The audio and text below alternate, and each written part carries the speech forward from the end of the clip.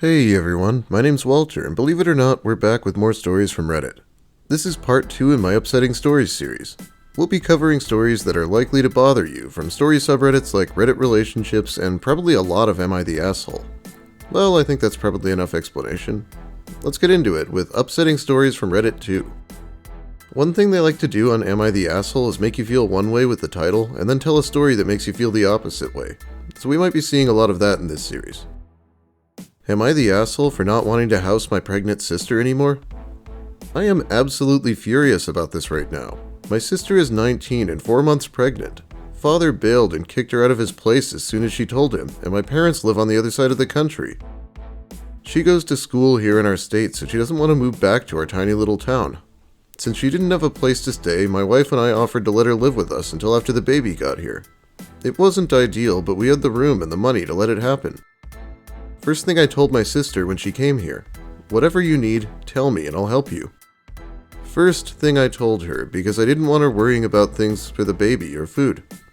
We still have all our baby furniture / toys / clothes from when our son was born in our garage and in good condition.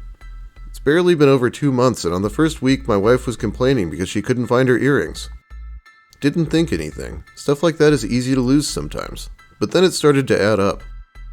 First her earrings, then one of my watches, a necklace, a pair of shoes that we bought for our son, some of my wife's jewelry, my class ring. All this stuff was going missing, and it didn't click for me until I noted a few missing $20 bills from my wallet. At first I thought maybe it was my son, but honestly the kid's 7 and still too honest. He cried once after he took an extra donut from the table and confessed immediately, so I doubted he was the culprit. I confronted my sister, and it took a lot of grilling before she fessed up. Her defense was she just wanted to make a little extra cash on the side for the baby. I was so furious with her. After telling her to come to me for anything she needs with the baby, she resorted to going behind my back and stealing from my family. I explained just how wrong she was to do this, after she's had a roof over her head, food, and being told to come to us with whatever she needs help with. She apologized many times, but I told her she was going to have to pack her bags and leave.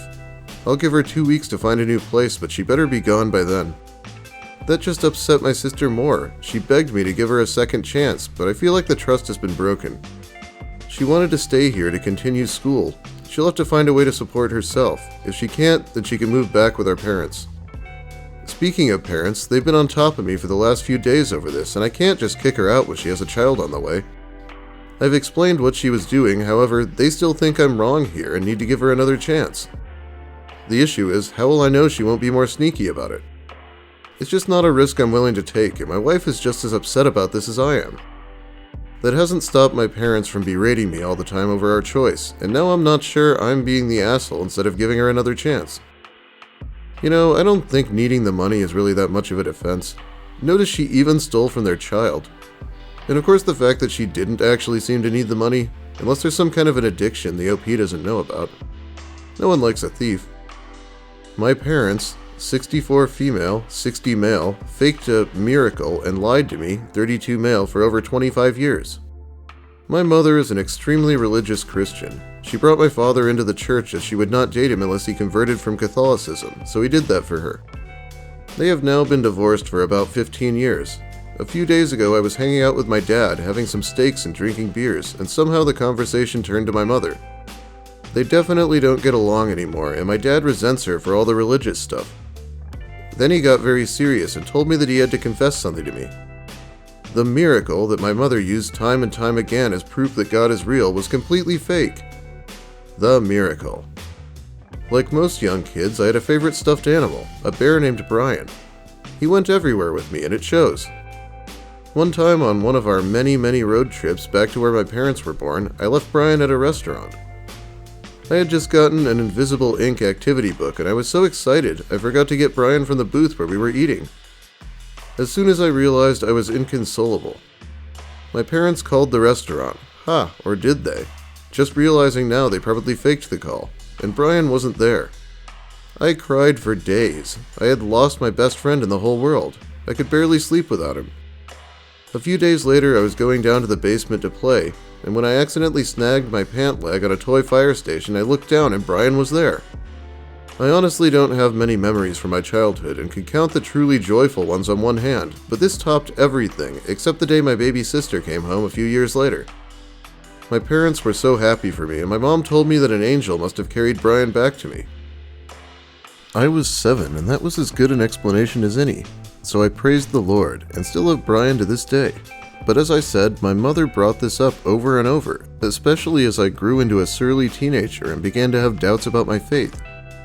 She always threw it in my face that there was no other way it could have happened. Looking back now as an adult, it makes no sense. Of course, one of my parents grabbed Brian and tucked him away, maybe to teach me a lesson about minding my things, and then it spiraled out of control. Honestly, when my father told me about this, I had completely forgotten about all of this, and it came back in a rush. The pain and sadness of losing him, the happiness when he was found, and all the fucking times my mother used it against me.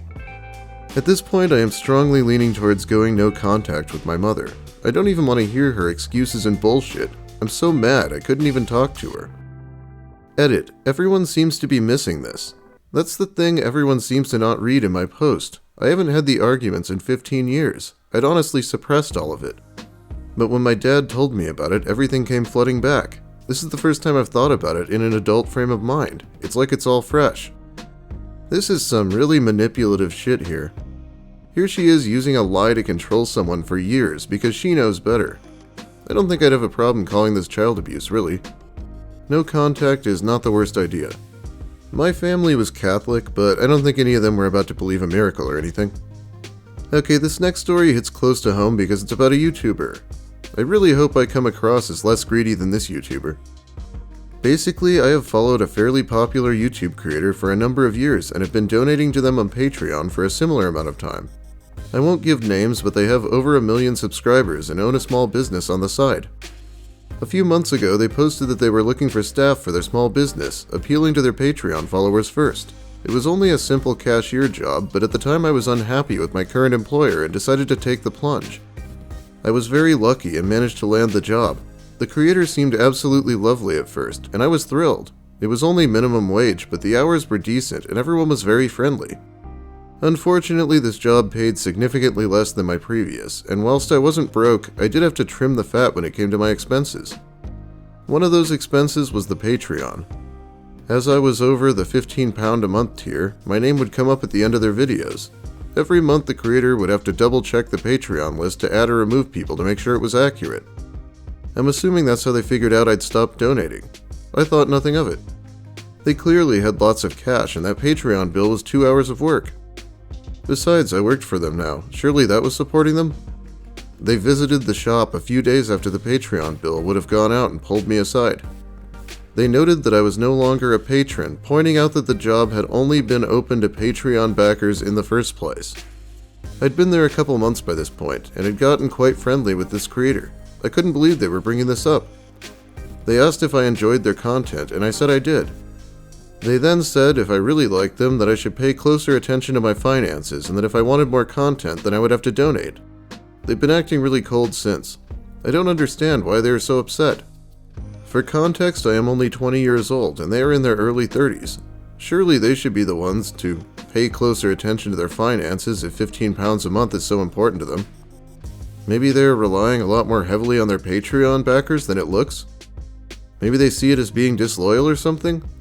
I don't know, but it has really soured my opinions of them. Am I the asshole?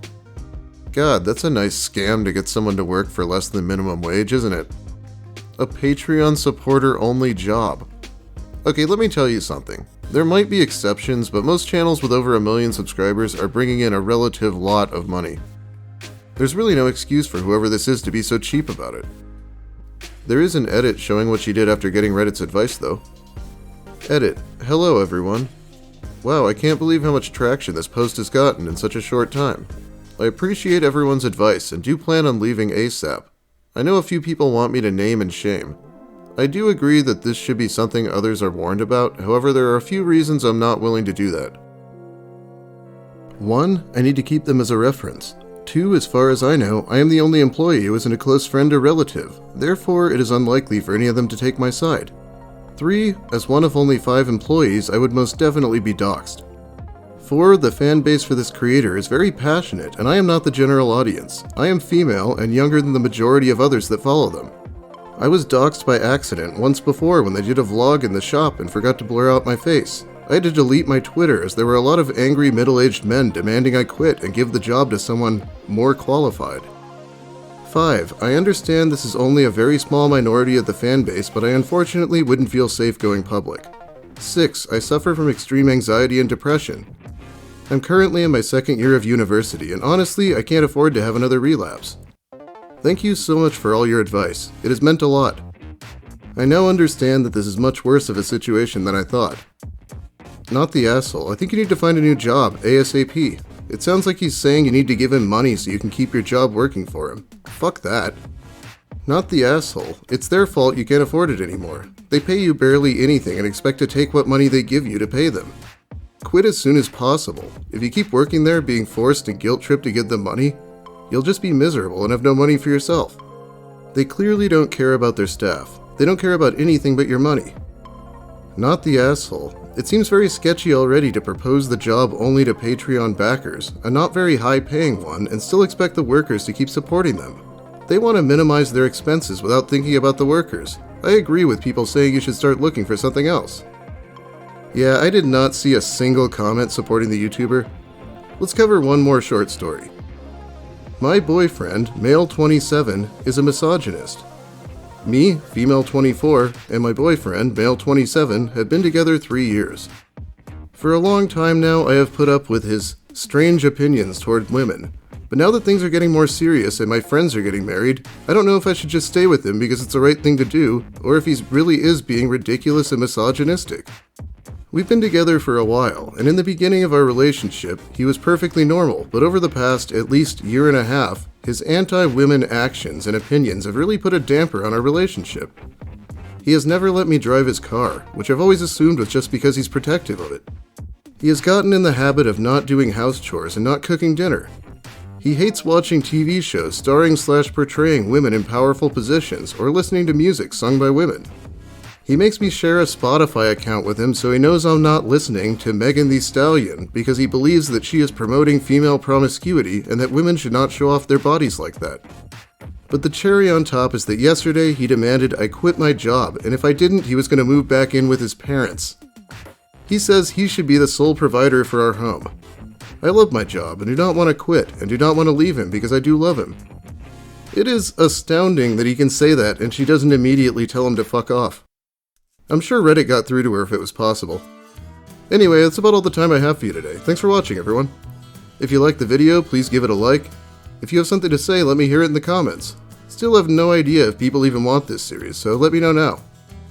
If you're new here and want more of the same, consider subscribing. And thanks also to my generous patrons who are definitely not obligated to give me money like with that YouTuber earlier. It's an all-volunteer army on this channel. I shall hopefully upload tomorrow as well. I still have a lot of stories to use. Have a great night, everyone, and try not to bite the hand that feeds you too much.